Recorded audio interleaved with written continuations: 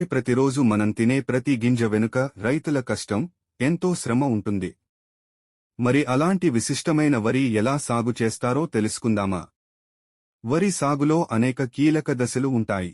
భూమి తయారీ, విత్తనాలు నాటడం లేదా నాటడం, నీటి నిర్వహణ, ఎరువులు వేయడం, తెగుళ్లు మరియు వ్యాధుల నియంత్రణ, చివరకు కోత మరియు కోత తర్వాత ప్రాసెసింగ్. పొలాన్ని దున్నడం ద్వారా మట్టిని వదులుతారు, తరువాత చక్కటి వరిని ఏర్పరచడానికి కోస్తారు. నీటి పంపిణీ మరియు మురుగునీటి పారుదల సమానంగా ఉండేలా పొలాన్ని చదును చేస్తారు. పొలాన్ని నీటితో నింపి, తరువాత మృదువైన, బురద పరిస్థితిని సృష్టించడానికి పనిచేస్తారు. ఇది వరి మొలకలకు అనువైనది. విత్తనాలను ఒక చిన్న నర్సరీ బెడ్లో నాటుతారు.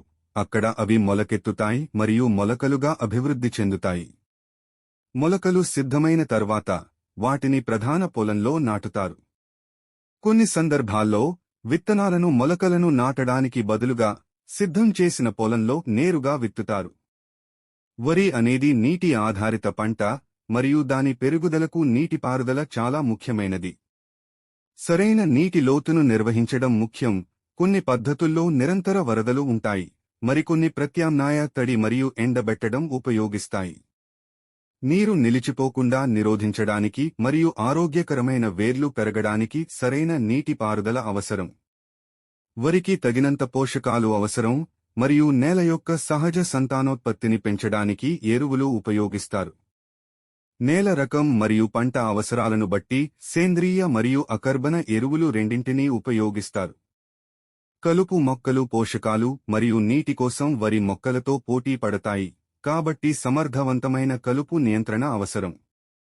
తెగుళ్లు మరియు వ్యాధులు వరి పంటలను దెబ్బతీస్తాయి, కాబట్టి తగిన నియంత్రణ చర్యలు అవసరం. వరి పంట గింజలు పక్వానికి వచ్చి కాండాలు పసుపు రంగులోకి మారినప్పుడు కోయబడుతుంది. పంట కోసిన తర్వాత వరి గింజలను కాండాల నుండి వేరు చేస్తారు. కోసిన బియ్యాన్ని తేమ శాతాన్ని తగ్గించడానికి మరియు చెడిపోకుండా ఉండటానికి ఎండబెట్టాలి. ఎండిన బియ్యం నాణ్యతను కాపాడుకోవడానికి తగిన పరిస్థితుల్లో నిల్వ చేయబడతాయి.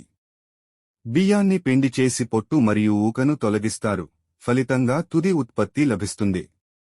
వరి సాగు తీవ్రత వ్యవస్థ ఇది వరి సాగు పద్ధతి. దీని లక్ష్యం దిగుబడి మరియు నీటి సామర్థ్యాన్ని మెరుగుపరచడం. వరిని నేరుగా విత్తడం DSR. ఇది వరి విత్తనాలను మొలకలను నాటడానికి బదులుగా నేరుగా పొలంలోకి విత్తే పద్ధతి. పంట కోత సమయంలో మరియు పంట కోత తర్వాత కార్యకలాపాల సమయంలో గొప్ప నష్టాలు సంభవించవచ్చు, కాబట్టి మంచి పద్ధతులు చాలా అవసరం. ఇది మన అన్నదాతల కృషి. రైతుల కష్టాన్ని గౌరవిద్దాం. ప్రతి గింజను అర్థం చేసుకుని వృధా చేయకుండా భవిష్యత్తు తరాలకు ఆదర్శంగా నిలుద్దాం.